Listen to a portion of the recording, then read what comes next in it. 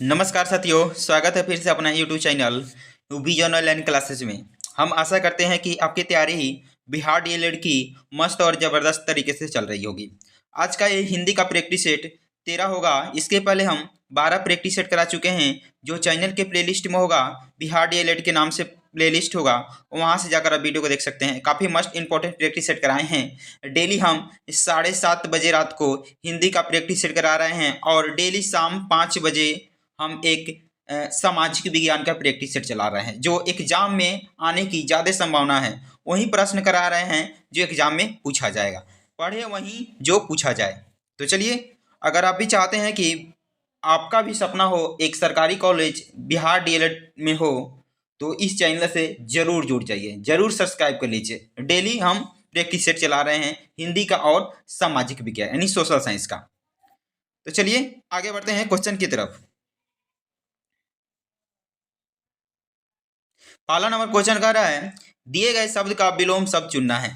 तो सदाचार का विलोम क्या होगा, इसका उल्टा क्या होगा सदाचार का, आपको बताना है। तो आपका ऑप्शन है दुराचार, कि सुविचार, कि विचार, कि कुविचार। तो चलिए क्वेश्चन नंबर फर्स्ट का आंसर लगाइए। अब लोग फटाफट क्या होने वाले इस क्वेश्चन का राइट जवाब। अगर वीडियो आपको पसंद आता है तो वीडियो को लाइक कर दीजिएगा, कमेंट कर दीजिएगा और चैनल को जरूर सब्सक्राइब कर लीजिएगा। और जितने भी ग्रुप है, व्हाट्सएप ग्रुप, फेसबुक ग्रुप, इसको आप जरूर भेज दीजिएगा। जितने भी भाई बहन हैं उसके पास सेंड कर दीजिए वीडियो को। तो चलिए क्वेश्चन नंबर 1 का आंसर होने वाला है ऑप्शन नंबर ए ई जे करेक्ट हो जाएगा। यानी सदाचार का विलोम क्या हो जाएगा, तो दुराचार हो जाएगा। यानी ए ई जे करेक्ट हो जाएगा। विलोम इसका क्या हो जाएगा, तो दुराचार हो जाएगा। सदाचार का विलोम पूछेगा तो क्या हो जाएगा, तो दुराचार हो जाएगा। ए ई जे करेक्ट हो जाएगा। आगे बढ़ते हैं क्वेश्चन नंबर 2 की तरफ। क्वेश्चन नंबर 2 बोल रहा है, दिए गए वाक्यांश के लिए एक शब्द दीजिए। तो जिसकी बुद्धि कम हो उसे एक शब्द में क्या कहते हैं। तो आपका ऑप्शन है दुष्ट बुद्धि, कि मृदु बुद्धि, कि सुबुद्धि, कि मंद बुद्धि। तो जिसकी बुद्धि कम हो उसे एक शब्द में क्या कहते हैं, जल्दी से कमेंट करके बताइए इस क्वेश्चन का राइट जवाब। तो चलिए क्वेश्चन नंबर 2 का आंसर होने वाला है option number D E J correct हो जाएगा। यानी मंद बुद्धि हो जाएगा। जिसकी बुद्धि कम हो उसे क्या कहते हैं, तो मंद बुद्धि कहते हैं। यानी डी ई जे करेक्ट हो जाएगा इस क्वेश्चन का सही जवाब। आगे बढ़ते हैं क्वेश्चन नंबर 3 की तरफ। क्वेश्चन नंबर 3 बोल रहा है, रिक्त स्थान को भरने के लिए उपयुक्त शब्द का चयन करें। तो गाय पेड़ डैश डैश बंधी है। तो आपका ऑप्शन है के से, कि से, कि पर, कि में। तो इसमें कौन सा शब्द भागा जाएगा जो शब्द पूरा हो जाएगा। तो चलिए क्वेश्चन नंबर 3 कैंसिल करिए और आपका स्कोर बताइएगा। आपका स्कोर 25 में से कितना स्कोर आ रहा है और आपकी तैयारी कैसी चल रही है ये भी कमेंट कर बताइएगा। तो चलिए क्वेश्चन नंबर 3 का आंसर होने वाला है option number V E J correct हो जाएगा। यानी गाय पेड़ से बंधी है। तो सेटिबल क्या हो जाएगा, वी ई जे करेक्ट हो जाएगा, यानी से हो जाएगा। गाय पेड़ से बंधी है, वी ई जे करेक्ट हो जाएगा। आगे बढ़ते हैं क्वेश्चन नंबर 4 की तरफ। क्वेश्चन नंबर 4 कह रहा है, दिए गए वाक्य का वह भाग ज्ञात करे जिसमें कोई त्रुटि है। तो आपको गलत वाला भाग आपको बताना है, इसमें कहाँ गलती है। तो किसी ने ठीक ही कहा है कि जो सोता है वह खोती है। तो इसमें आपको गलत बताना है, कहाँ गलती है। तो आपका ऑप्शन है वह खोती है, कि ठीक ही कहा है कि जो सोता है किसी ने। तो चलिए क्वेश्चन नंबर 4 कैंसिल लगाइए, कहाँ गलती है।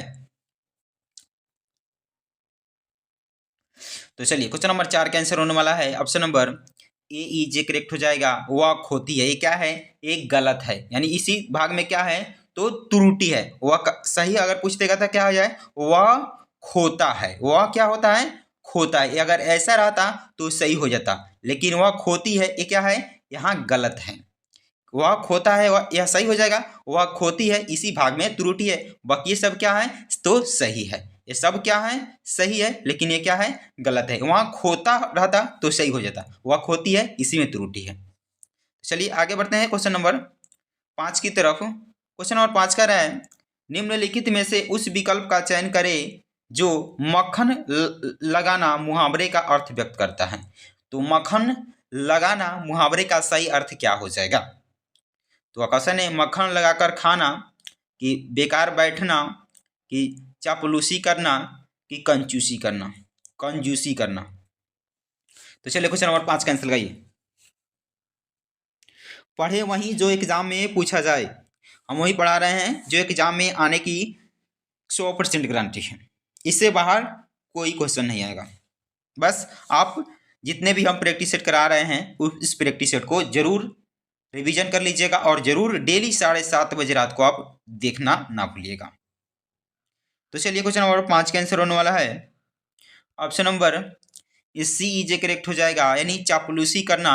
मक्खन लगाना मुहावरे का सही कार्य होता है चापलूसी करना। सी इजे करेक्ट हो जाएगा। आगे बढ़ते हैं क्वेश्चन नंबर 6 की तरफ। क्वेश्चन नंबर 6 कह रहा है दिए गए शब्द के प्रवाची शब्द का चयन करें। तो आपका बताना है सरस्वती का प्रवाची शब्द क्या हो जाएगा। तो आसान है शारदा, नेत्री, देवी की माता। तो चलिए क्वेश्चन नंबर 6 का आंसर लगाइए। सरस्वती का प्रवाची शब्द आपको बताना है क्या हो जाएगा। तो चलिए क्वेश्चन नंबर 6 का आंसर होने वाला है ऑप्शन नंबर ए ई जे करेक्ट हो जाएगा, यानी शारदा हो जाएगा। सरस्वती को क्या बोला जाता है? तो शारदा भी बोला जाता है। ए ई जे करेक्ट हो जाएगा। इसको बीना वादनी भी बोला जाता है। सरस्वती को क्या बोला जाता है? तो बीना वादनी भी हो जाएगा सरस्वती का प्रवाची शब्द। शारदा भी हो जाएगा और अगर बीना वादनी भी अगर ऑप्शन में रहता है तो वो भी हो जाएगा। आगे बढ़ते हैं क्वेश्चन नंबर 7 की तरफ। क्वेश्चन नंबर 7 कह रहा है निम्नलिखित में से उस विकल्प का चयन करें जो दो नावों पर पैर रखना मुहावरे का अर्थ व्यक्त करता है। जो दो नावों पर पैर रखता है इस मुहावरे का अर्थ क्या होता है? तो आकाशन है दो विरोधी पक्षों का आश्रय लेना, कि नदी पार करना, कि दो नावों पर एक साथ घूमना, कि एक साथ कई काम करना। तो चलिए क्वेश्चन नंबर 7 कैंसिल करिए। दो नावों पर पैर रखना मुहावरे का सही अर्थ क्या होता है? तो चलिए क्वेश्चन नंबर 7 का आंसर होने वाला है ऑप्शन नंबर ए ई जे करेक्ट हो जाएगा, यानी दो विरोधी पक्षों का आश्रय लेना, यानी ए ई जे करेक्ट हो जाएगा। दो नाव पर पैर रखना मुहावरे का सही अर्थ क्या हो जाएगा? तो दो विरोधी पक्षों का आश्रय लेना। ए ई जे करेक्ट हो जाएगा। आगे बढ़ते हैं क्वेश्चन नंबर 8 की तरफ। क्वेश्चन नंबर 8 कह रहा है अमनौर से आए हुए मेहमानों का पुरजोर स्वागत किया गया। इस वाक्य में अमनौर से आए हुए मेहमान क्या है? तो आपको बताना है अमनौर से आए हुए मेहमान क्या है। उपवाक है, कि पदबंध है, कि समासिक पद है, कि पद है। तो चलिए क्वेश्चन नंबर 8 कैंसिल करिए। तो चलिए क्वेश्चन नंबर 8 के आंसर होने वाला है option number D E J correct हो जाएगा, यानी पद हो जाएगा। क्या हो जाएगा? पद हो जाएगा। डी ई जे करेक्ट हो जाएगा। तो चलिए क्वेश्चन नंबर आगे बढ़ते हैं क्वेश्चन नंबर 9 की तरफ। क्वेश्चन नंबर 9 कह रहा है स जोड़, ई जोड़, क जोड़, स जोड़, आ के मेल से शब्द का चयन करें। तो इसे मिलकर कौन सा शब्द बनेगा आपको बताना है। कि शिक्षा बनेगा, कि शिक्षा बनेगा, कि शिक्षा बनेगा, कि शिष्य बनेगा। तो चलिए क्वेश्चन नंबर 9 कैंसिल करिए। तो चलिए क्वेश्चन नंबर 9 का आंसर होने वाला है option number A C E J correct हो जाएगा, यानी शिक्षा हो जाएगा। इससे शब्द से कौन सा शब्द बनेगा? तो शिक्षा हो जाएगा। सी ई जे करेक्ट हो जाएगा, शिक्षा। आगे बढ़ते हैं क्वेश्चन नंबर 10 की तरफ। क्वेश्चन नंबर 10 कह रहा है प्रति जोड़ छवि के मेल से बने शब्द का चयन करें। तो प्रति प्लस छवि जब मिलेगा तो कौन सा शब्द बनेगा आपको बताना है। तो चलिए क्वेश्चन नंबर 10 का आंसर लगाइए। तो चलिए क्वेश्चन नंबर 10 का आंसर होने वाला है option number V E J correct हो जाएगा, यानी प्रति छवि हो जाएगा। वी ई जे करेक्ट हो जाएगा। आगे बढ़ते हैं क्वेश्चन नंबर 11 की तरफ। क्वेश्चन नंबर 11 कह रहा है घने जंगल में क्रेकार करने की आवाज आई। क्या करने की आवाज आई? तो क्रेकार करने की आवाज आई। यह बोली किसकी हो सकती है? आपको बताना है क्रेकार करने की आवाज किसकी हो सकती है। तो पतीहा, मोर, झिंगुर, की कोयल। तो चलिए क्वेश्चन नंबर 11 कैंसिल लगाइए आप लोग फटाफट। क्रिकार करने की आवाज किसकी हो सकती है? तो चलिए क्वेश्चन नंबर 11 का आंसर होने वाला है option number B J correct हो जाएगा, यानी मोर की आवाज है। क्रिकार मोर कैसे बोलता है? तो क्रिकार की जैसे बोलते हैं, वी जे करेक्ट हो जाएगा। आगे बढ़ते हैं क्वेश्चन नंबर 12 की तरफ। क्वेश्चन नंबर 12 कह रहा है अनुस्वार क्या है? अनुस्वार क्या है आपको बताना है। अनुनासिक है कि निर्नुनासिक है कि स्पर्श वर्ण है कि महाप्राण है? तो चलिए क्वेश्चन नंबर 12 का आंसर लगाइए। अनुस्वार क्या है? तो चलिए क्वेश्चन नंबर 12 का आंसर होने वाला है ऑप्शन नंबर ए ई जे करेक्ट हो जाएगा, यानी अनुनासिक है। क्या है? अनुनासिक है। अंग कैसे बोला जाता है? तो नाक के सहारा से हम बोलते हैं, उसे क्या बोलते हैं? अनुनासिक बोलते हैं। ए ई जे करेक्ट हो जाएगा। आगे बढ़ते हैं क्वेश्चन नंबर 13 की तरफ। क्वेश्चन नंबर 13 कह रहा है जो व्याकरण जानता है उसे कहते हैं। जो व्याकरण जानता है उसे हम क्या कहते हैं? तो क्वेश्चन है व्याकरण की आचार्य की व्याकरणीय की वैज्ञानिक। तो चलिए क्वेश्चन नंबर 13 का आंसर लगाइए। जो व्याकरण जानता है उसे क्या कहते हैं? तो चलिए क्वेश्चन नंबर 13 का आंसर होने वाला है ऑप्शन नंबर ए ई जे करेक्ट हो जाएगा, यानी व्याकरण कहते हैं। व्याकरण कहते हैं, जो व्याकरण जानता है उसे क्या कहते हैं? तो व्याकरण कहते हैं। ए ई जे करेक्ट हो जाएगा। आगे बढ़ते हैं क्वेश्चन नंबर 14 की तरफ। क्वेश्चन नंबर 14 कह रहा है जेठ शब्द का स्त्रीलिंग रूप क्या होगा? तो आपका बताना है जेठ शब्द का स्त्रीलिंग रूप क्या होगा। तो आपका ऑप्शन है जेठिन कि जेठराइन कि जेठरानी कि जेठानी। तो चलिए क्वेश्चन नंबर 14 का आंसर लगाइए। जेठ शब्द का स्त्रीलिंग रूप क्या हो जाएगा? तो चलिए क्वेश्चन नंबर 14 का आंसर होने वाला है option number D E J correct हो जाएगा, यानी जेठानी हो जाएगा। डी ई जे करेक्ट हो जाएगा। आगे बढ़ते हैं क्वेश्चन नंबर 15 की तरफ। क्वेश्चन नंबर 15 कह रहा है निजवाचक सर्वनाम का प्रयोग किस वाक्य में हुआ है, निम्नलिखित में से चयन कीजिए। तो आपको बताना है निजवाचक सर्वनाम का प्रयोग किस वाक्य में हुआ है। तो आपका ऑप्शन है यह मेरी निजी कलम है, आप भला तो जग भला, भगवान हमें अपना लो कि अपनों से क्या छिपाना। तो चलिए क्वेश्चन नंबर 15 का आंसर लगाइए। आपको बताना है निजवाचक सर्वनाम किस वाक्य में है। तो चलिए क्वेश्चन नंबर 15 का आंसर होने वाला है option number V E J correct हो जाएगा। आप भला तो जग भला, इसमें क्या है? तो निजवाचक है, यानी स्वयं से कह रहा है। आप भला तो जग भला, यानी वी ई जे करेक्ट हो जाएगा।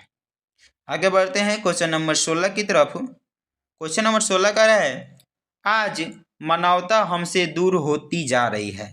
मानवता क्या है? तो आपको बताना है इसमें मानवता विशेषण है या अव्यय है कि सर्वनाम है कि तदितानत शब्द है। तदितानत शब्द है। तो आपको बताना है मानवता क्या है। तो चलिए क्वेश्चन नंबर 16 का आंसर होने वाला है option number D E J correct हो जाएगा, यानी तदितानत शब्द है। डी ई जे करेक्ट हो जाएगा। मानवता क्या है? तो तदितानत शब्द हो जाएगा। क्वेश्चन नंबर 16 का आंसर क्या हो जाएगा? तो डी ई जे करेक्ट हो जाएगा। चलिए आगे बढ़ते हैं क्वेश्चन नंबर 17 की तरफ। क्वेश्चन नंबर 17 कह रहा है अमृत धारा समास का विग्रह क्या होगा। तो आपको बताना है अमृत धारा समास का विग्रह क्या हो जाएगा। तो ऑप्शन है अमृत रूपी धारा कि अमृतमय धारा कि अमृत की धारा कि अमृत के लिए धारा। तो चलिए क्वेश्चन नंबर 17 का आंसर लगाइए फटाफट। अगर वीडियो अच्छा लग रहा है तो वीडियो को शेयर कर दीजिए। तो चलिए क्वेश्चन नंबर 17 का आंसर होने वाला है option number C E J correct हो जाएगा, यानी अमृत की धारा हो जाएगा। सी ई जे करेक्ट हो जाएगा। और अगर पूछ देंगे अमृत धारा में कौन सा समास है तो तत्पुरुष समास आप लगा दीजिएगा। आगे बढ़ते हैं क्वेश्चन नंबर 18 की तरफ। क्वेश्चन नंबर 18 बोल रहा है शिल्पगत आधार पर दोहे से उल्टा छंद है। तो शिल्पगत आधार पर दोहे से उल्टा छंद कौन सा है? तो सोरठा है कि चौपाई है कि रोला है कि बरवय है। तो चलिए क्वेश्चन नंबर 18 कैंसिल लगाइए। शिल्पगत आधार पर दोहे से उल्टा छंद है। तो चलिए क्वेश्चन नंबर 18 कैंसिल होने वाला है। ऑप्शन नंबर ए ई जे करेक्ट हो जाएगा, यानी सुरठा हो जाएगा। ए ई जे करेक्ट हो जाएगा, सुरठा। आगे बढ़ते हैं क्वेश्चन नंबर 19 की तरफ। क्वेश्चन नंबर 19 बोल रहा है चारों चरणों में समान मात्राओं वाले छंद को क्या कहते हैं। तो चारों चरणों में समान मात्राओं वाले छंद को हम क्या कहते हैं। तो क्वेश्चन है मात्रिक विषम छंद कि मात्रिक सम छंद कि मात्रिक अर्ध सम कि उपयुक्त में से सभी। तो चलिए क्वेश्चन नंबर 19 कैंसिल लगाइए फटाफट। चारों चरणों में समान मात्राओं वाले छंद को क्या कहा जाता है। तो चलिए क्वेश्चन नंबर 19 का आंसर होने वाला है option number V E J correct हो जाएगा, यानी मात्रिक सम छंद कहा जाता है। क्या कहा जाता है, तो मात्रिक सम छंद कहा जाता है। वी ई जे करेक्ट हो जाएगा। आगे बढ़ते हैं क्वेश्चन नंबर 20 की तरफ। क्वेश्चन नंबर 20 कह रहा है मेघ लाकर पर्वत अपार अपने सहस्त्र दृग सुमन फाड़ अवलोक अवलोक रहा था बार बार नीचे जल में निज महाकार। उपयुक्त पंक्ति में आपको अलंकार बताना है, इसमें कौन सा अलंकार हो जाएगा। तो ऑप्शन है यमक, उत्प्रेक्षा, रूपक की उपमा। तो चलिए क्वेश्चन नंबर 20 कैंसिल लगाइए। तो चलिए क्वेश्चन नंबर 20 का आंसर होने वाला है option number C E J correct हो जाएगा, नहीं रूपक अलंकार हो जाएगा। क्या हो जाएगा, तो रूपक अलंकार वो हो जाएगा। आगे बढ़ते हैं क्वेश्चन नंबर 21 की तरफ। क्वेश्चन नंबर 21 कह रहा है मुख बाल योजक चिन्ह रवि योजक चिन्ह सम लाल होकर ज्वाला योजक चिन्ह सा बोधित हुआ। तो उपयुक्त पंक्ति में कौन सा अलंकार है, आपको अलंकार बताना है। मुख बाल योजक चिन्ह रवि फिर योजक चिन्ह सम लाल होकर ज्वाल फिर योजक चिन्ह सा बोधित हुआ। तो इसमें आपको बताना है कौन सा अलंकार है। तो ऑप्शन है रूपक, उपमेय, उपना, उपमा की उत्प्रेक्षा की उपमा। तो चलिए क्वेश्चन नंबर 21 कैंसिल लगाइए फटाफट। तो चलिए क्वेश्चन नंबर 21 का आंसर होने वाला है option number A D E J correct हो जाएगा, यानी उपमा अलंकार हो जाएगा। डी ई जे करेक्ट हो जाएगा, उपमा अलंकार हो जाएगा।